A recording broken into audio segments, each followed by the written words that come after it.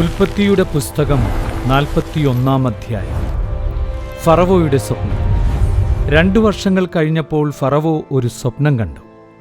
അവൻ നൈൽ നദീതീരത്ത് നിൽക്കുകയായിരുന്നു. കൊഴുത്ത അഴകുള്ള 7 പശുക്കൾ നദിയിൽ നിന്ന് കയറി വന്നു. അവ പുൽത്തകിടിയിൽ മേഞ്ഞുകൊണ്ടു നിന്നു. അതിനുശേഷം മെലിഞ്ഞ് വിരൂപമായ വേറെ 7 പശുക്കൾ നൈലിൽ നിന്ന് കയറി നദീതീരത്ത് നിന്നിരുന്ന മറ്റു പശുക്കളുടെ അരികിൽ ചെന്നു നിന്നു. മെലിഞ്ഞ വിരൂപമായ പശുക്കൾ കൊഴുത്ത് അഴകുള്ള പശുക്കളെ വിഴുങ്ങിക്കളഞ്ഞു. അപ്പോൾ ഫറവോ ഉറക്കമുണർന്നു. അവൻ വീണ്ടും ഉറങ്ങിയപ്പോൾ വേറൊരു സ്വപ്നമുണ്ടായി. ഒരു തണ്ടിന്മേൽ പുഷ്ടിയും അഴകുമുള്ള 7 ധാന്യക്കതിരുകൾ വളർന്നു പൊങ്ങി. തുടർന്ന് 7 കതിരുകൾ കൂടി ഉയർന്നു വന്നു. അവ ശുഷ്കിച്ചവയും കിഴക്കൻ കാറ്റിൽ ഉണങ്ങിക്കരിഞ്ഞവയുമായിരുന്നു. ശേഷിച്ച 7 കതിരുകൾ പുഷ്ടിയും അഴകുമുള്ള കതിരുകളെ വിഴുങ്ങിക്കളഞ്ഞു. ഉറക്കമുണർന്നപ്പോൾ അതൊരു സ്വപ്നമായിരുന്നെന്ന് ഫറവോയ്ക്ക് മനസ്സിലായി. നേരം പുലർന്നപ്പോൾ അവൻ അസ്വസ്ഥനായി. ഈജിപ്തിലെ എല്ലാ മന്ത്രവാദികളെയും ജ്ഞാനികളെയും വിളിപ്പിച്ച് തൻ്റെ സ്വപ്നം അവരോട് പറഞ്ഞു. അത് വ്യാഖ്യാനിക്കാൻ ആർക്കും കഴിഞ്ഞില്ല. അപ്പോൾ പാനപാത്രവാഹകൻ ഫറവോയോട് പറഞ്ഞു, എൻ്റെ തെറ്റ് ഇന്ന് ഞാൻ മനസ്സിലാക്കുന്നു. ഫറവോ തൻ്റെ ദാസന്മാരോട് കോപിച്ചപ്പോൾ എന്നെയും പാചകപ്രമാണിയെയും സേനാനായകൻ്റെ വീട്ടിൽ തടവിലിട്ടു. ഒരു രാത്രി ഞങ്ങൾ ഇരുവരും സ്വപ്നം കണ്ടു, വ്യത്യസ്തമായ അർത്ഥമുള്ള സ്വപ്നങ്ങൾ.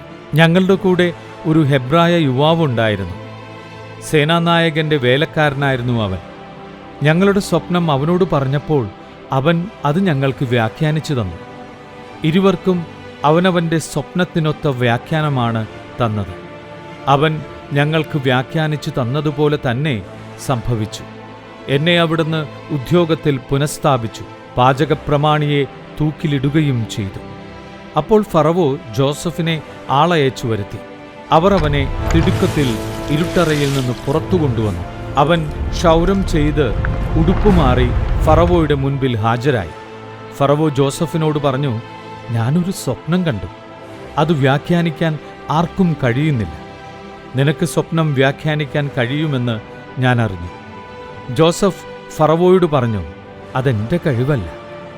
എന്നാൽ ദൈവം ഫറവോയ്ക്ക് തൃപ്തികരമായ ഉത്തരം നൽകും. ഫറവോ ജോസഫിനോട് പറഞ്ഞു, സ്വപ്നം ഇതാണ്. ഞാൻ നൈലിൻ്റെ തീരത്ത് നിൽക്കുകയായിരുന്നു. കൊഴുത്ത് അഴകുള്ള 7 പശുക്കൾ നൈലിൽ നിന്ന് കയറി വന്നു പുൽത്തകിടിയിൽ മേയാൻ തുടങ്ങി. അവയ്ക്കു പുറമെ മെലിഞ്ഞു വിരൂപമായ 7 പശുക്കളും കയറി വന്നു. അത്തരം പശുക്കളെ ഈജിപ്തിലെങ്ങും ഞാൻ കണ്ടിട്ടില്ല.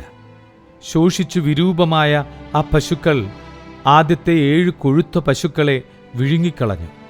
എന്നാൽ മെലിഞ്ഞ പശുക്കൾ അവയെ വിഴുങ്ങിയെന്ന് ആർക്കും മനസ്സിലാക്കാൻ കഴിയുമായിരുന്നില്ല.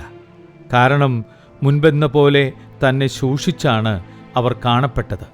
അപ്പോൾ ഞാൻ കണ്ണു തുറന്നു. വീണ്ടും സ്വപ്നത്തിൽ പുഷ്ടിയും അഴകുമുള്ള 7 കതിരുകൾ ഒരു തണ്ടിൽ വളർന്നു നിൽക്കുന്നത് ഞാൻ കണ്ടു.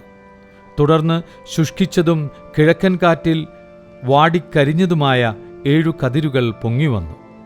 ശുഷ്കിച്ച കതിരുകൾ നല്ല കതിരുകളെ വിഴുങ്ങിക്കളഞ്ഞു.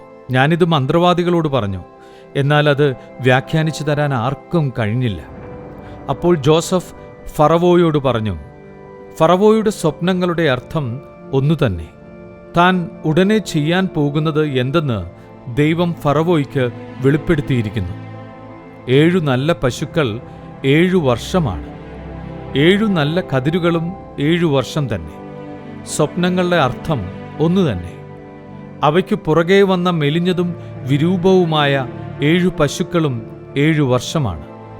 കിഴക്കൻ കാറ്റിൽ ഉണങ്ങി വരണ്ട പതിരു നിറഞ്ഞ 7 കതിരുകൾ ക്ഷാമത്തിൻ്റെ 7 വർഷമാണ്. ഞാൻ അങ്ങയോട് പറഞ്ഞതുപോലെ ദൈവം ചെയ്യാൻ പോകുന്നത് എന്തെന്ന് അവിടുന്ന് ഫറവോയ്ക്ക് കാണിച്ചു തന്നിരിക്കുന്നു. ഈജിപ്ത് മുഴുവനും സുഭിക്ഷത്തിൻ്റെ 7 വർഷങ്ങൾ വരാൻ പോകുന്നു. അതേ തുടർന്ന് ക്ഷാമത്തിൻ്റെ 7 വർഷങ്ങളുമുണ്ടാകും.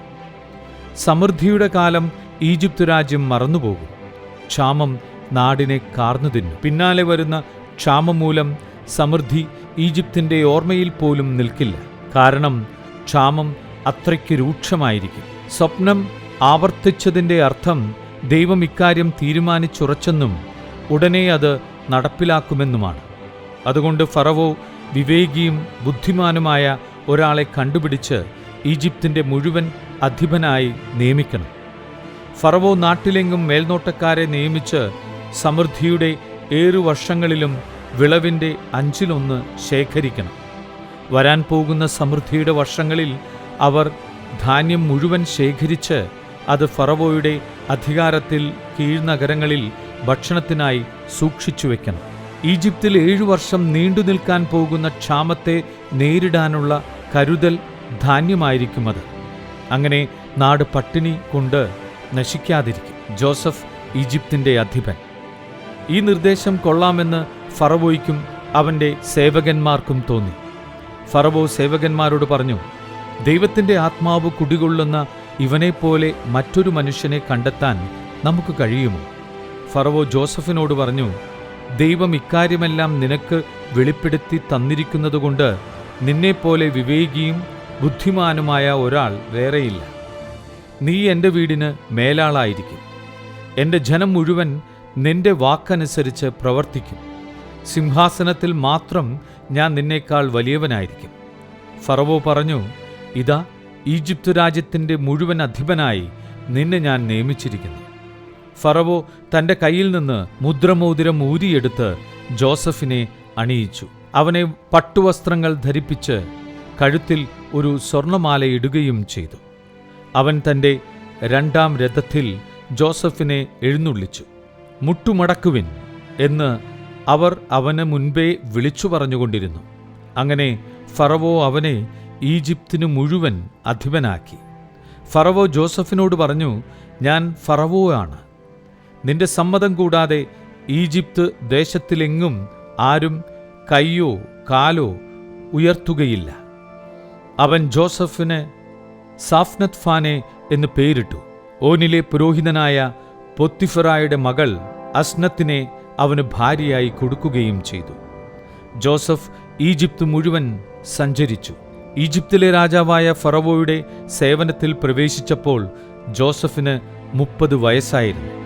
ഫറവോയുടെ മുൻപിൽ നിന്നു പോയി അവൻ ഈജിപ്ത് മുഴുവൻ ചുറ്റി സഞ്ചരിച്ചു. സുഭിക്ഷത്തിൻ്റെ 7 വർഷം ഭൂമി സമൃദ്ധമായി വിളവ് നൽകി. 7 വർഷവും കൂടുതലുണ്ടായിരുന്ന ഭക്ഷ്യസാധനങ്ങളെല്ലാം അവൻ നഗരങ്ങളിൽ സംഭരിച്ചു വെച്ചു. ഓരോ നഗരത്തിലും ചുറ്റുമുള്ള വയലുകളിലെ ഭക്ഷ്യം അതത് നഗരത്തിൽ തന്നെ സൂക്ഷിച്ചു. കടൽക്കരയിലെ മണലുപോലെ കണക്കറ്റ ധാന്യം ജോസഫ് ശേഖരിച്ചു വെച്ചു. അത് അളക്കാൻ വയ്യാത്തതുകൊണ്ട് അവൻ അളവ് നിർത്തി. ക്ഷാമകാലം തുടങ്ങുന്നതിനു മുൻപ് ഓനിൻ്റെ പുരോഹിതനായ പോത്തിഫറായുടെ മകൾ അസ്നത്തിൽ അവന് 2 പുത്രന്മാർ ജനിച്ചു. എൻ്റെ കഷ്ടപ്പാടും പിതാവിൻ്റെ വീടും എല്ലാം മറക്കാൻ ദൈവം ഇടയാക്കിയിരിക്കുന്നു എന്നു പറഞ്ഞുകൊണ്ട് അവൻ തൻ്റെ കടിഞ്ഞൂൽ പുത്രനെ മനാസെ എന്ന് വിളിച്ചു. 2-ാമനെ അവൻ എഫ്രായിം എന്ന് വിളിച്ചു. എന്തെന്നാൽ കഷ്ടതകളുടെ നാട്ടിൽ ദൈവം എന്നെ സന്താനപുഷ്ടിയുള്ളവനാക്കി ഇരിക്കുന്നു എന്ന് അവൻ പറഞ്ഞു. കഷ്ടതകളുടെ നാട്ടിൽ ദൈവം എന്നെ സന്താനപുഷ്ടിയുള്ളവനാക്കിയിരിക്കുന്നുവെന്ന് അവൻ പറഞ്ഞു. ഈജിപ്തിലെ സമൃദ്ധിയുടെ 7 വർഷം അവസാനിച്ചു. ജോസഫ് പറഞ്ഞതുപോലെ ക്ഷാമത്തിൻ്റെ 7 വർഷങ്ങൾ ആരംഭിച്ചു. എല്ലാ നാടുകളിലും ക്ഷാമമുണ്ടായി. എന്നാൽ ഈജിപ്തിൽ ആഹാരമുണ്ടായിരുന്നു. ഈജിപ്തിലെല്ലാം ക്ഷാമമുണ്ടായപ്പോൾ ജനങ്ങൾ ഫറവോയുടെ അടുക്കൽ ആഹാരത്തിന് അപേക്ഷിച്ചു. അവൻ ഈജിപ്തുകാരോട് പറഞ്ഞു, ജോസഫിൻ്റെ അടുത്തേക്ക് ചെല്ലുക, അവൻ നിങ്ങളോട് പറയുന്നതുപോലെ ചെയ്യുക. ദേശത്തെല്ലാം പട്ടിണി വ്യാപിച്ചപ്പോൾ ജോസഫ് കലവറകൾ തുറന്ന് ഈജിപ്തുകാർക്ക് ധാന്യം വിറ്റു. ഈജിപ്തിൽ പട്ടിണി വളരെ രൂക്ഷമായിരുന്നു. ജോസഫിൻ്റെ പക്കൽ നിന്ന് ധാന്യം വാങ്ങാൻ എല്ലാ ദേശങ്ങളിലും നിന്ന് ആളുകൾ ഈജിപ്തിലെത്തി. ലോകത്തെല്ലാം പട്ടിണി അത്ര രൂക്ഷമായിരുന്നു.